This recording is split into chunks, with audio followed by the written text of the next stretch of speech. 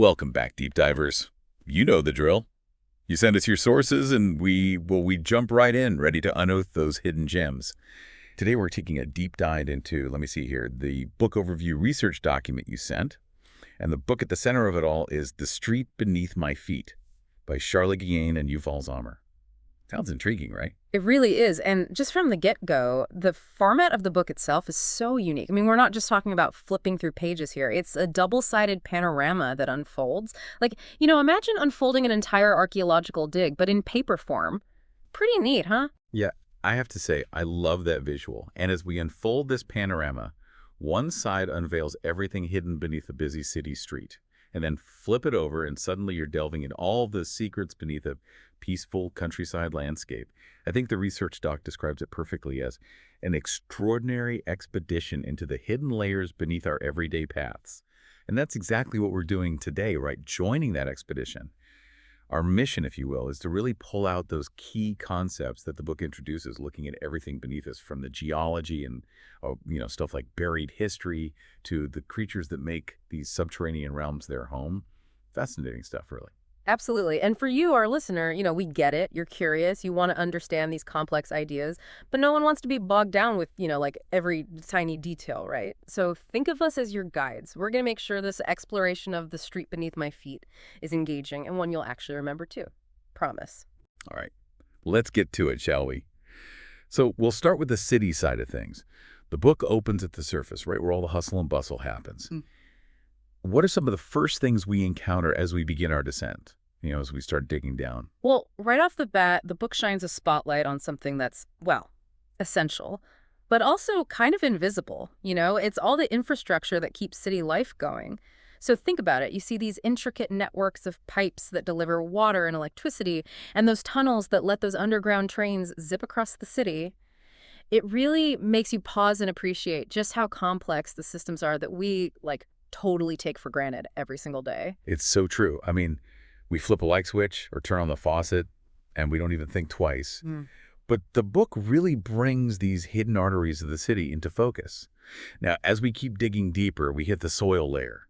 Now, compared to, trains and pipes, soil might seem, boring. But the book shows us that it's anything but lifeless down there. You got it.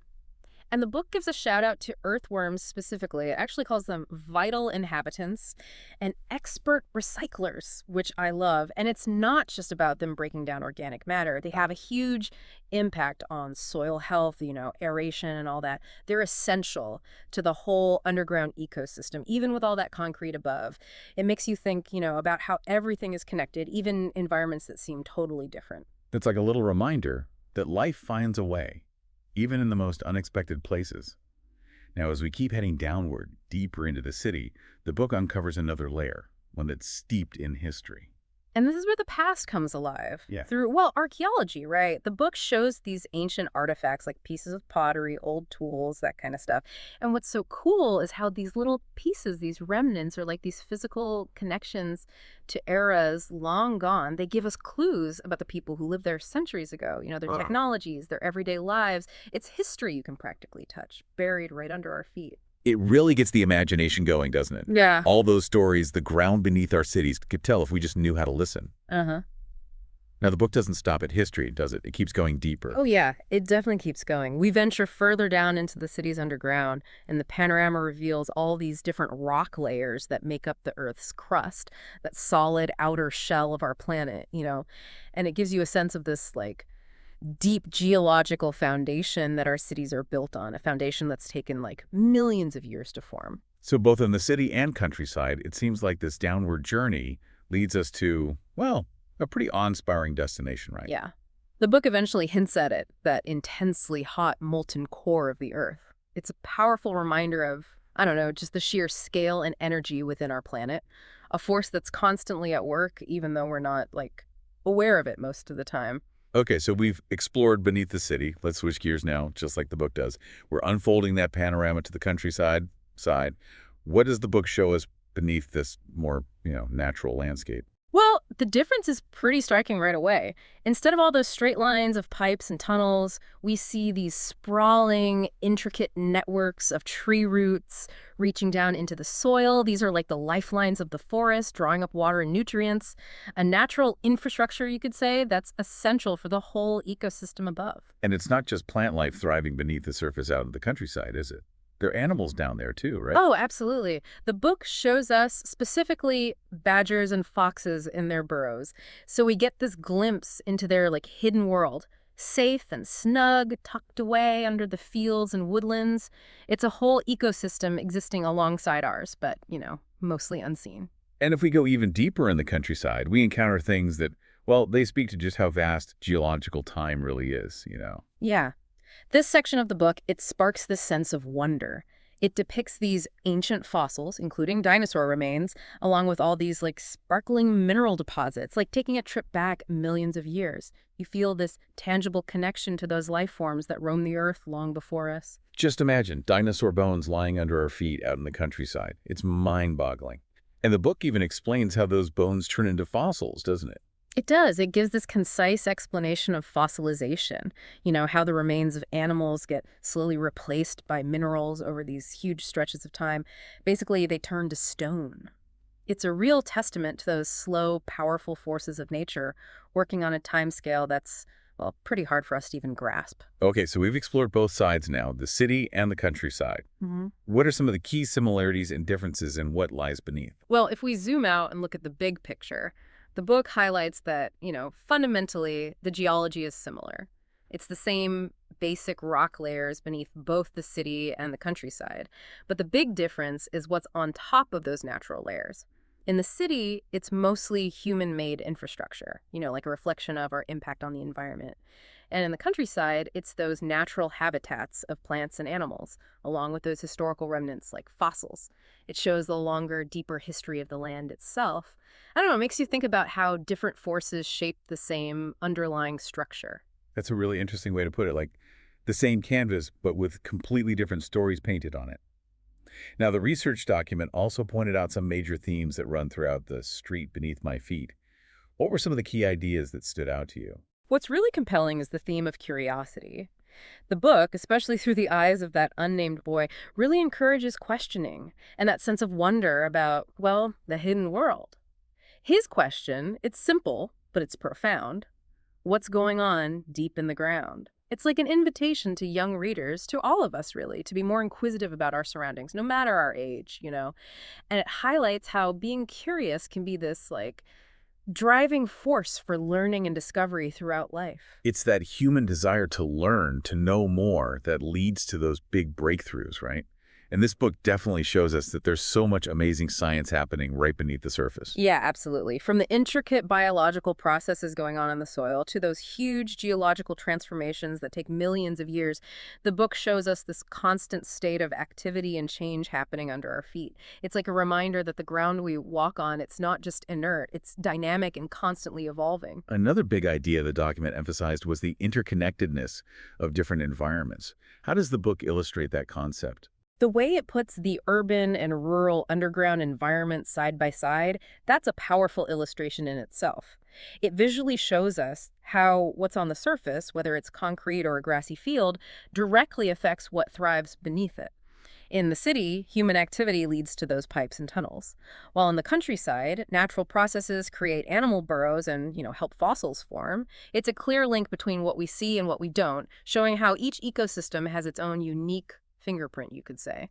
And then there's that connection between the past and present, which you mentioned earlier. Yes. And the book highlights this beautifully by showing us those archaeological discoveries, those ancient helmets and coins, right alongside those way older fossils. Those elements are like physical bridges across time, revealing the long layered history of our planet and the civilizations that came before us. It makes us think about where we fit into this grand timeline.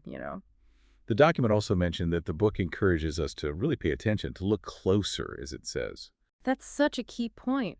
Yuval Zommer's illustrations, they're full of detail. There's always something new to discover when you take a closer look, whether it's a tiny insect in the soil or the different layers in a rock formation. It teaches us to slow down and appreciate all those little intricate details we often miss in our busy lives. It all comes back to the wonder of the natural world Mhm. and the importance of scientific exploration, doesn't it? Exactly. By taking us on this visual journey beneath our feet, the book creates this feeling of awe for the complexity and beauty of our planet's hidden dimensions. It celebrates the role of science in revealing these unseen realms and helping us understand those fundamental processes that shape our world. It's also interesting that the document mentioned how the book subtly promotes environmental awareness. Right. By showing us these diverse underground ecosystems and all those geological processes, the book encourages us to think about how what we do on the surface affects those hidden environments below. And the contrast between the developed urban underground and the more natural rural one, it prompts us to think about that without being, preachy or anything. Okay, let's talk a bit more about those who guide us through this subterranean world. The document mentions a boy with red sneakers, but no name. What's his role in the book? He's such a clever tool for the narrative, really. The unnamed boy, he represents the reader. He embodies that same curiosity and wonder. He's there at the start of both the city and countryside exploration, so he's like a visual anchor. He makes the journey feel personal, approachable, especially for younger readers. He's like, come on, let's explore together. I'm just as curious as you are. Yeah, besides this young explorer, the book introduces us to all sorts of underground inhabitants. Who are some of the characters we meet along the way? Well, in the city, we've got those earthworms, those vital inhabitants, right? But the book also shows other creatures that have adapted to city life underground, like different insects, even sewer rats. It shows how resilient life is, even in those human-dominated environments. And in the countryside, the inhabitants are a bit different, more reflective of the natural setting. Exactly. Here we see animals like badgers and foxes tucked away in their burrows. It highlights how different species depend on the underground world for shelter, for raising their young, for protection. And of course, we can't forget those silent storytellers, those ancient helmets and coins that pop up every now and then. They remind us of past human activity in these landscapes. The document really emphasized that downward journey as the central narrative of the book. Can you talk a bit more about how the story unfolds? The book is structured in a way that reveals information bit by bit. Like we're digging deeper into the earth with each turn of the page. We start at the surface, the familiar, and then gradually encounter new things in both the urban and rural settings. This approach makes those more complex scientific concepts easier to understand, especially for younger kids. It actually mirrors the process of scientific inquiry. We start with what we can see and then gradually uncover deeper layers of understanding. It's like peeling back the layers of an onion, as they say. Each layer reveals something new and fascinating about the world beneath us. And even though it's simplified, this journey touches on some pretty important earth science concepts, right? Exactly. Without getting too technical, the book introduces the basic structure of the Earth. It hints at the crust, the mantle, and the core as the ultimate destination of our exploration.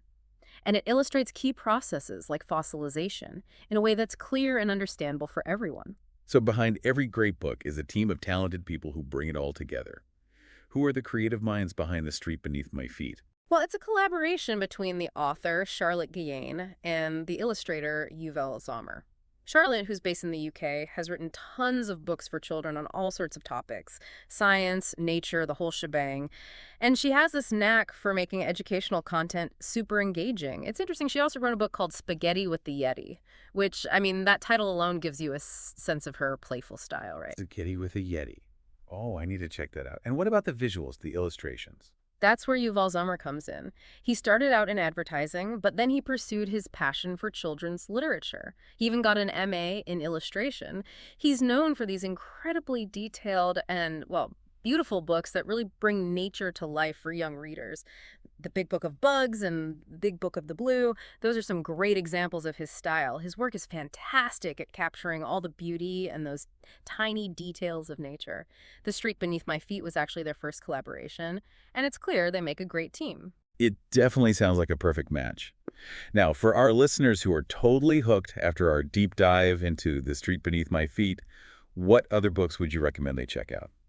The research document had some great suggestions. If you loved the fold-out format and the whole idea of discovery, the other books in the Look Closer series are great choices. The Skies Above My Eyes and The World Around Me, those would be good ones. And then there's Up in the Garden and Down in the Dirt, which explores that same above and below concept, but in a garden setting. Sounds like some logical next steps for anyone who enjoyed the format. What if someone is particularly fascinated by the underground world? Then I'd say under your feet. Soil, sand, and everything underground is a must-read.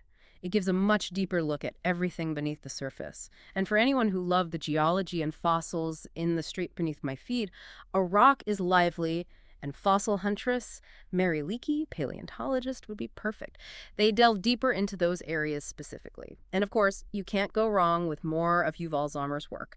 The Big Book of Bugs, The Big Book of the Blue, those are fantastic choices. It seems like there's a whole world of amazing nature books out there for kids, books that blend science with storytelling and beautiful visuals. The Street Beneath My Feet is a perfect example of that, wouldn't you say? Absolutely. All these recommendations just show how much interest there is in making science accessible and engaging for young minds. So as we wrap up our deep dive, what makes The Street Beneath My Feet so special, in your opinion? I think it's the way it presents all this cool information about the world beneath us in such an engaging way. You actually remember it, you know? And the fold-out design, it's not just a gimmick. It turns reading into this immersive experience. And then you combine that with Yuval Zommer's illustrations, and it just pulls you in. It invites everyone, no matter their age, to really explore those layers under our feet. Doesn't matter where you live, there's something to discover. It reminds us that there's a whole universe of wonder right there under our feet, even in the most ordinary ground we walk on every day. Exactly. And it's a great resource for anyone who's curious about science, nature, all those hidden aspects of our planet. It blends entertainment and education so well, making earth science and nature both fun and visually stunning. Well, as we finish up our exploration of The Street Beneath My Feet, I want to leave you with this thought. How many other unseen layers and processes are happening all around us, at different scales, in different environments? This book gives us a peek beneath the surface. What other hidden worlds are out there waiting to be discovered? It makes you think, doesn't it? Thanks for joining us on this deep dive into the fascinating world beneath our feet, inspired by The Street Beneath My Feet. We hope you learned a thing or two. We're already looking forward to our next deep dive, and we can't wait to see what sources you send our way. Until then, take a moment to think about the world right beneath your own feet. You never know what wonders you might find there.